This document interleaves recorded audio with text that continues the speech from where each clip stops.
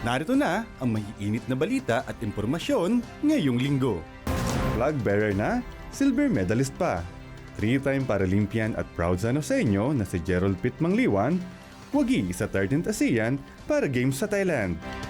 Bagong computer laboratory, binuksan para sa mga mag-aaral ng Bagong Buhay B Integrated School. Mga kabataang San Joseño, mas future ready na.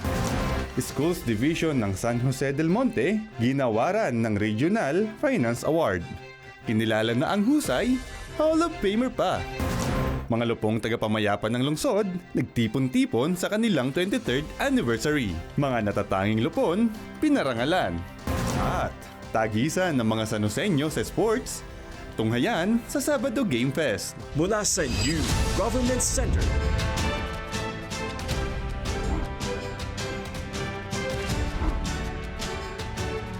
Narito na ang Sa public hearing ng Dragon Reform Bayanhan ng mga San Joseño, ng mga tumagat at kwento ng tagumpay.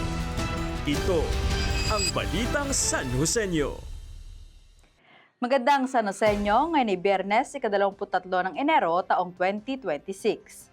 Ako po si Sha Refugio Pasyon at ito ang Balitang San Joseño. Nagsilbing flag bearer ng Team Philippines si 3-time Paralympian, 6-time ASEAN Para Games gold medalist at proud San Joseño na si Gerald Pitt Mangliwan sa opening ceremony ng 13th ASEAN Para Games na ginanap sa Thailand nitong Martes, January 20. Kasama ang 44 na iba pang atletang Pilipino, iwinagayway ni Mangliwan ang bandila ng Pilipinas sa 80th Birthday Anniversary Stadium sa Nakhon Ratchasima, Thailand. Kabilang si Mangliwan sa 216 Filipino para-athletes ng bansa. Pinakamaraming delegadong naipadala ng Pilipinas sa nasabing biennial event. Sa unang araw pa lang ng kompetisyon, umarangkada agad ang pambato ng Pilipinas na si Mangliwan at nagkamit agad ng silver medal sa men's 400-meter T52 event. Nakatakda niya ring depensahan ang kanyang gold medal sa 200-meter T52 wheelchair racing at susubukang makasungkit ng medalya sa 100-meter at 800-meter events. Kasama mo mga San Joseño sa panibago mong laban, Gerald. Hangad namin ang iyong kaligtasan at katagumpayan. Isang bagong computer laboratory para sa mga mag-aaral ng Bagong Buhay B Integrated School ang pinasinayaan upang makatulong sa paghahatid ng napapanahong kaalaman at kasanayan sa mga mag-aaral na San Joseño. Ang mga pakinabang na ito ng mga mag-aaral at kaguruan, panoorin sa report ni Jello Darantinaw.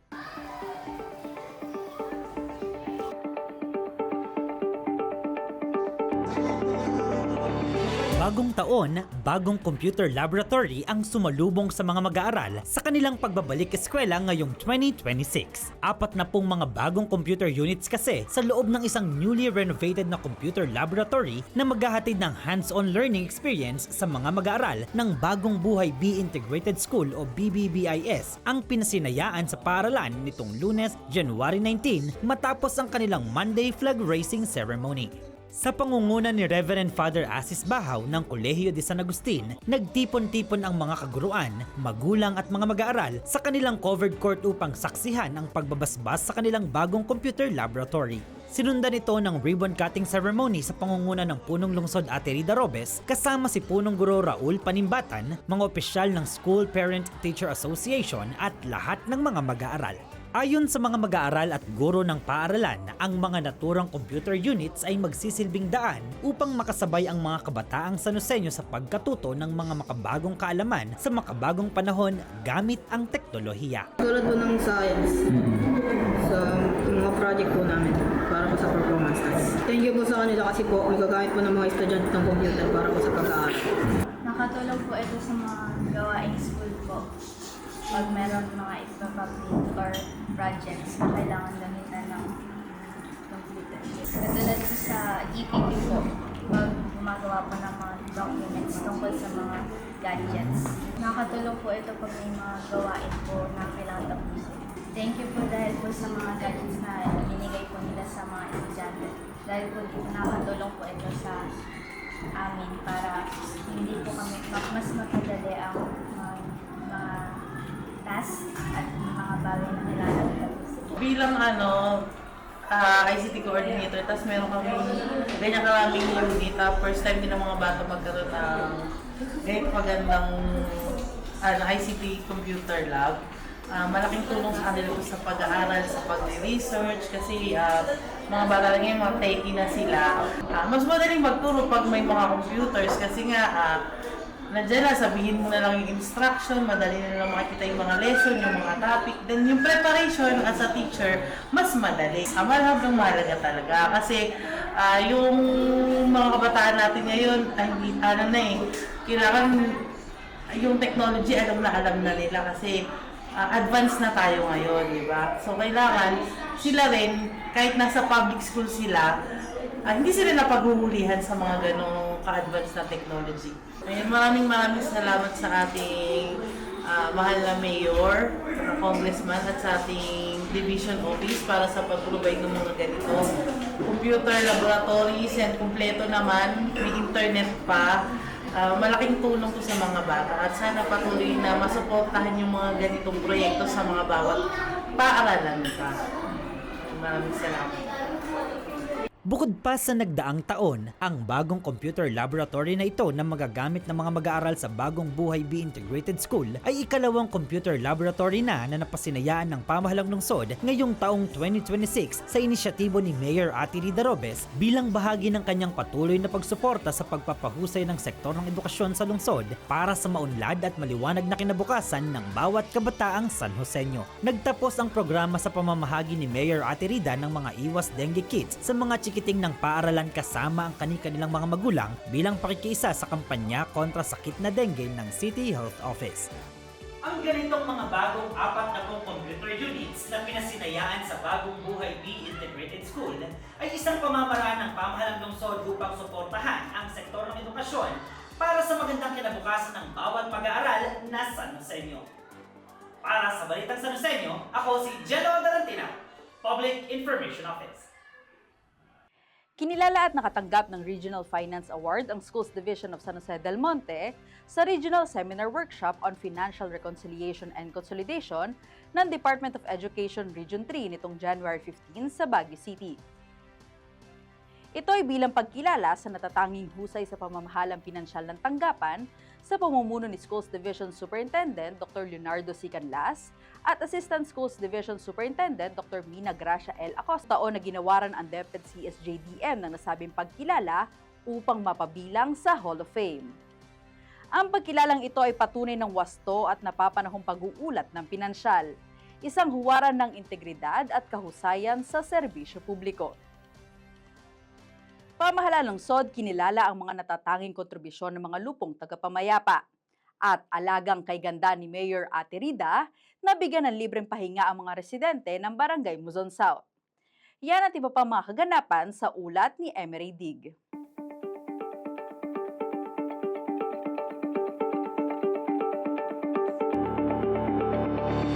Kasabay ng pagdiriwang ng kanilang 23rd anniversary, nagsagawa ng General Assembly ang Samahan ng Lupong Tagapamayapa mula sa 62 barangay sa lungsod nitong Martes, January 20 na ginanap sa City Convention Center. Dinaluhan ito ni Mayor Ate Rida Robes kung saan ginawaran ng sertipiko ng pagkilala ang mga barangay sa lungsod nagpakita ng kahusayan at dedikasyon sa pagbibigay ng maayos na serbisyo publiko. Sa pamamagitan nito ay nagkakasama ang mga lupon mula sa 2 distrito ng San Jose del Monte at nabibigyang pagkilala ang kahalagahan ng kanilang tungkulin at responsibilidad upang mapanatili ang kaayusan, kapayapaan at kaunlaran sa kanilang komunidad sa pamamagitan ng pagtutulungan at mahusay na pamamahala. Nabigyan ng pagkakataon ng 80 residente ng Villa Ilagan Phase 2 Barangay Muzon South na mabiyayaan ng libreng gupit, masahe at kulay ng buhok sa pamamagitan ng programang Alagang Kay Ganda hatid ni Mayor Ate Rida Robes nitong Martes, January 20. Pagkakataon ito para sa mga San Joseño na makapag-relax at gawing prioridad ang pangangalaga sa sarili na hindi na nila kailangang gumastos pa. Patuloy ang pagpapadama ng Alagang Kay Ganda ni Mayor Ate Rida sa iba't ibang barangay sa lungsod ng San Jose del Monte, hatid ay libreng pahinga sa pamilyang San Joseño.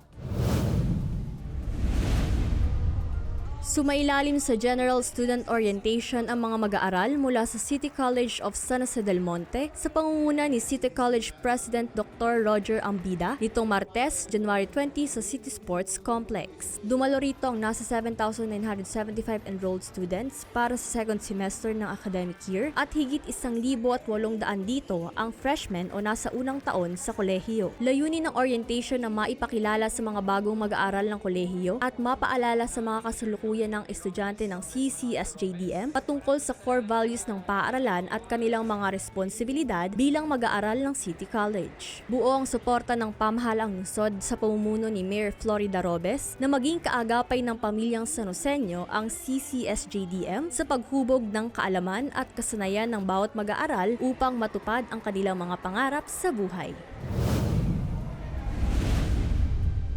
Ibinaba ng pamahalaang lungsod sa pamamagitan ng Public Employment Service Office o PESO ang trabahong alok ng Multi-Rich Foods Corporation at Paramount Human Resource Multipurpose Cooperative sa San Jose Heights, Barangay Muzon East nitong Martes, January 20. Alok sa barangay local recruitment activity na ito ang mga bakanting posisyon gaya ng production helper, safety officer, company nurse at driver, storekeeper at packing staff. Patuloy na hangad ni Mayor Atelida Robes na mas maraming San Joseño na nangangailangan ng trabaho ang matulungan sa pamamagitan ng mga local recruitment activities na ibinaba ng PESO upang masuportahan ang pang-araw-araw nilang pangangailangan.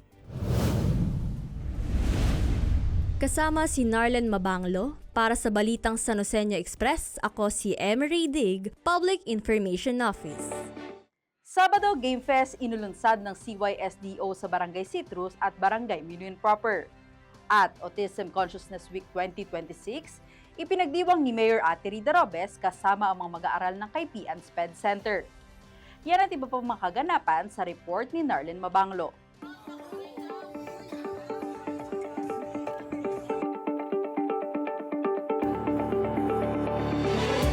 Umarangkada ang programang Alagang Kay Ganda ni Mayor Atelida Robes kung saan naserbisyuhan ng mga residente ng Barangay Muzon South nitong Lunes, January 19.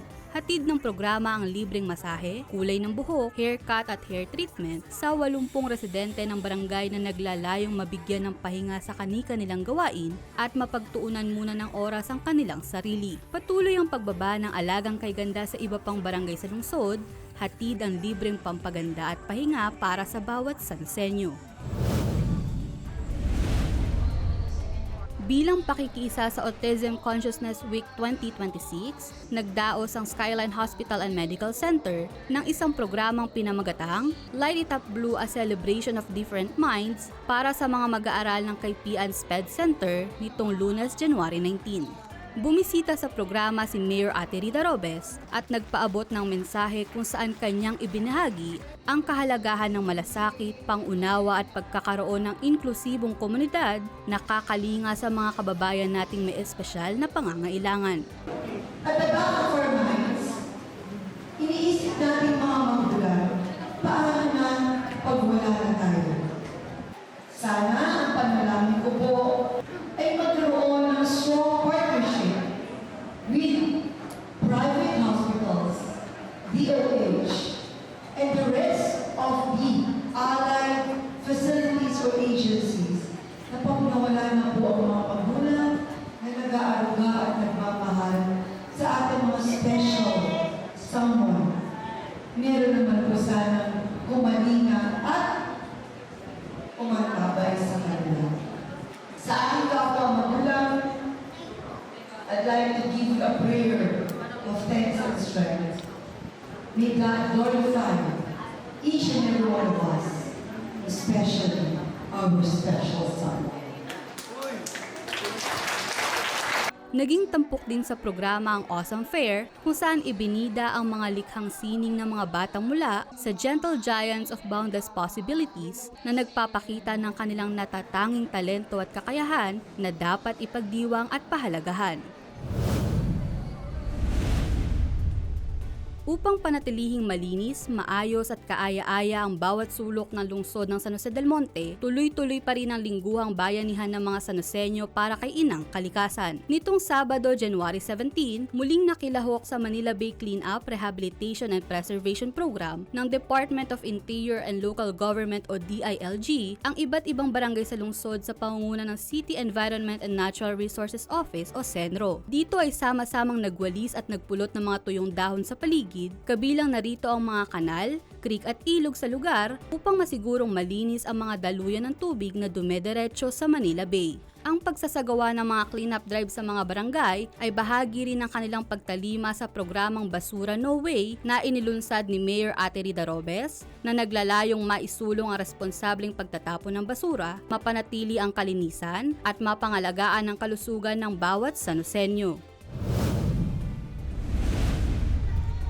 Inilunsad ng pamahalang lungsod sa pangangasiwa ng City Youth and Sports Development Office o CYSDO ang Sabado Game Fest, hatidang masaya at maaksyong volleyball at basketball games sa iba't ibang barangay sa lungsod nitong Sabado, January 17 na ginanap sa Barangay Citrus at Barangay Minuyan proper. Para sa pilot games, unang nagharap sa volleyball court ang koponan ng Citrus All-Stars kontra sa mga manlalaro ng City Government Employees Association o CGEA kung saan nagwagi ang Citrus All-Stars 3-1. Habang tinalo naman ng CSJDM Rising Stars ang pambato ng Barangay Citrus sa score na 83-82. Straight sets win naman ang nakamit ng volleyball team ng Barangay Minuyan proper laban sa City Employees. Sa score naman na 102-82, tinalo ng CSJDM Rising Stars ang Minuyan proper All-Stars sa basketball exhibition game. Buo naman ang suporta ng magkatuwang sa serbisyo, Mayor Ate Rida Robes at Congressman Arthur Robes sa mga ganitong uri ng gawaing pampalakasan upang maisulong ang aktibong pamumuhay at mapalakas ang pisikal at mental na kalusugan ng mga Sanoseño sa pamamagitan ng sports gaya ng basketball at volleyball. Abangan ang pagbisita ng Sabado Game Fest sa iba't ibang barangay sa lungsod. Bisitahin lamang ang official Facebook page ng City Youth and Sports Development Office CSJDM para sa schedule ng mga laro sa inyong barangay. Para sa Balitang Sanoseño Express, ako si Narlen Mabanglo, Public Information Office. Mayor Ate Rida Robes pinangunahan ng paggawad ng 6 na bagong kolong-kolong sa ilang kadiwa ng Pangulo Merchants. At 9 na Sanoseño couples tuloy na sa kanilang road to forever sa sinagawang civil wedding ceremony. Yan ang iba pang mga kaganapan sa aking report.